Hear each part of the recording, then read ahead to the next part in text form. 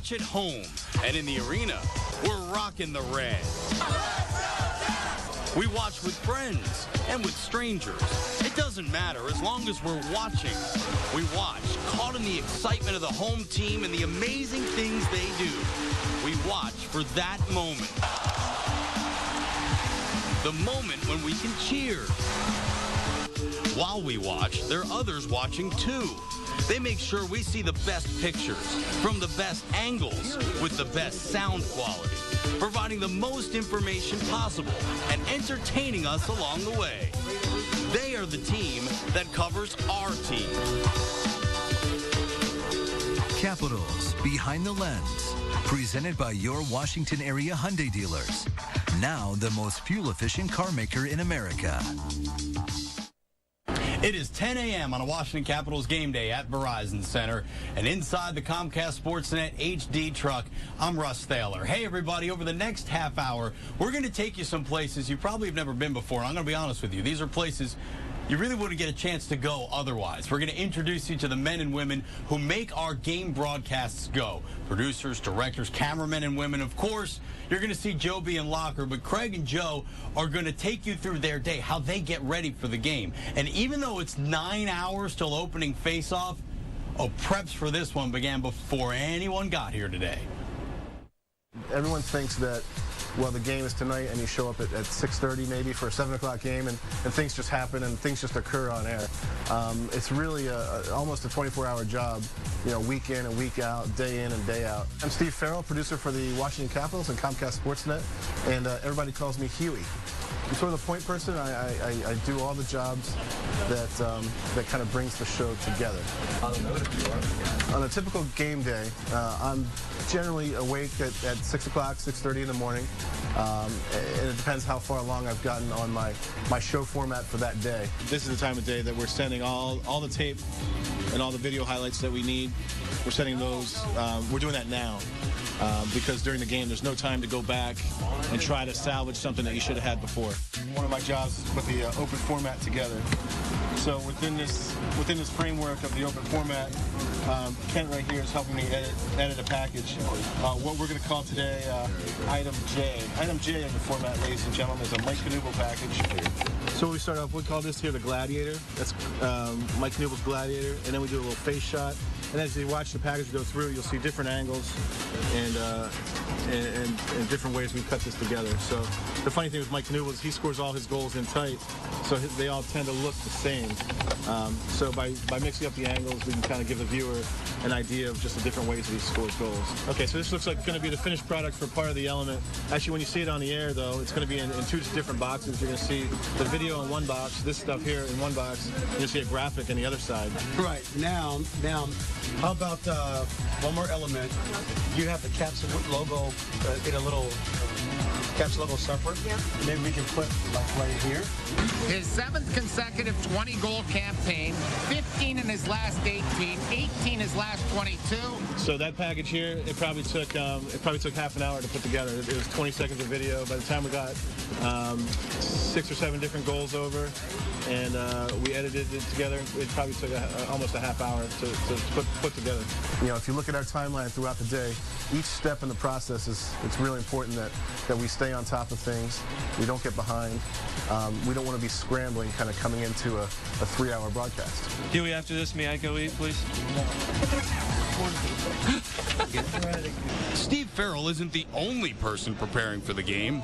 There is a flurry of activity all over the arena. It's a real challenge. It's fun. But in having fun, you still got to do it right. And I believe we do it probably better than anybody else. This is one big piece of glass. We want you guys at home to get inside the game. And the way to do that is with a big piece of glass. This is many years of college to learn how to do this.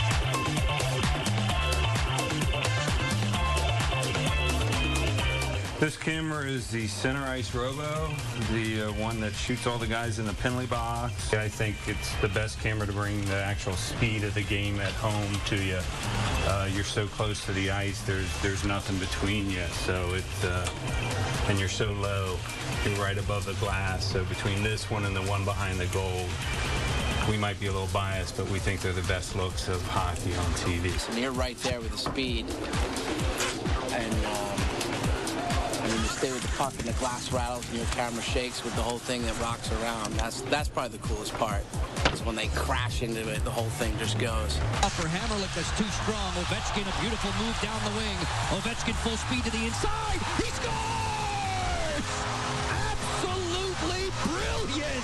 Yeah, that happened right in front of me. I was very lucky to get that. That was, as Maddie says, my partner in crime. That will go down on the highlight reel. I used to sell popcorn in the Cap Center in order to get in to see him. So now I get to do this. Doesn't get much better. Coming up on Capitals Behind the Lens. Craig Laughlin, producer, director, stats person, play-by-play, and color. Who knew Locker did all that? Next, we'll head to the broadcast booth with two of the best in the business. Then it's lights, camera, candles. We'll explain when Capitals Behind the Lens return.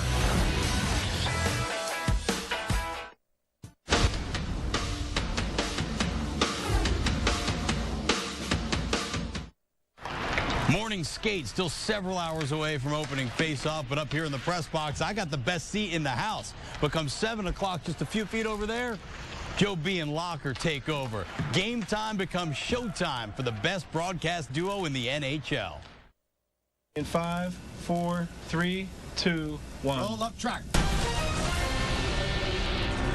It's a Saturday shimmy on ice as Comcast Sportsnet presents the NHL in HD. Tonight, the Rangers set foot into Verizon Center, where they are one of the very few clubs to trip up the Capitals in their own playpen.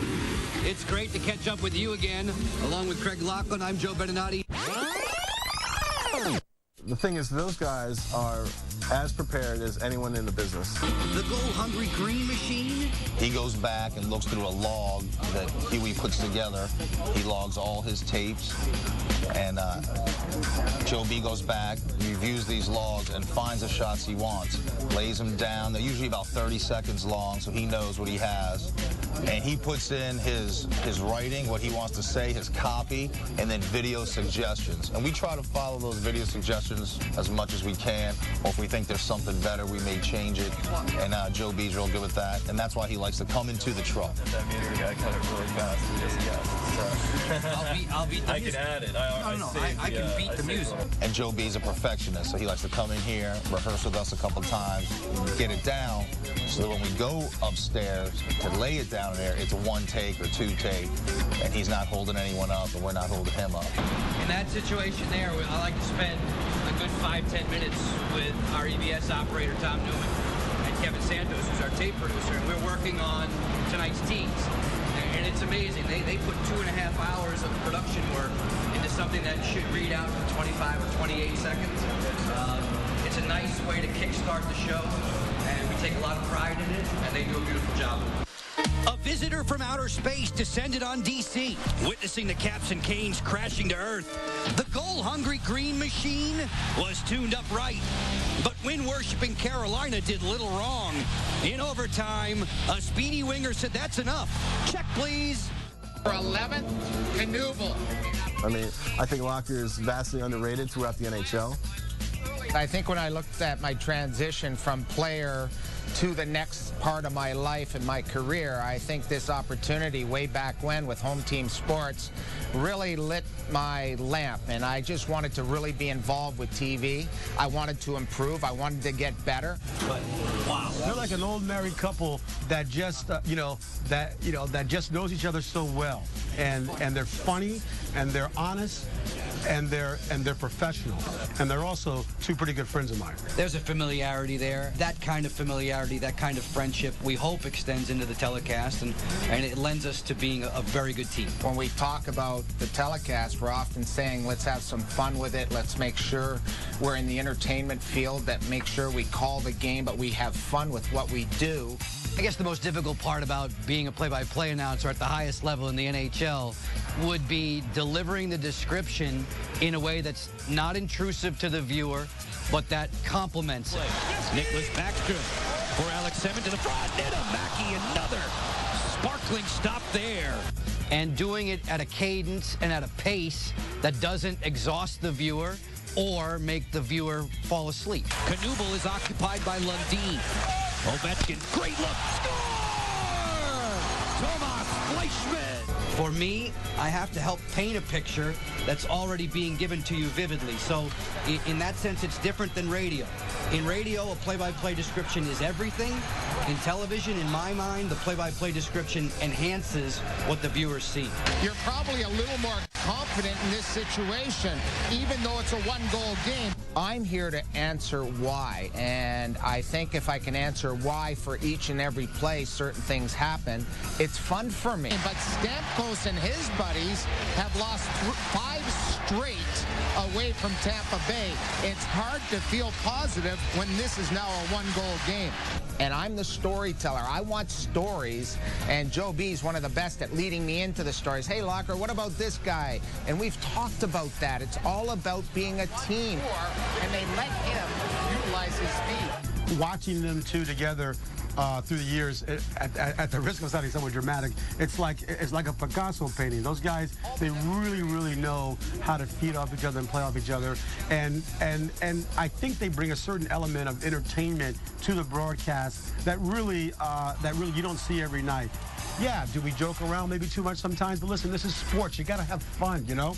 And then I think as long as we're not missing what's going on out there on the ice, I think you got to be a little flexible with the fact that, you know, these guys have stories to tell and about the players, about the game, and they do it well in their way. Fair fires and scores. Eric Fair makes it 1-0 Washington.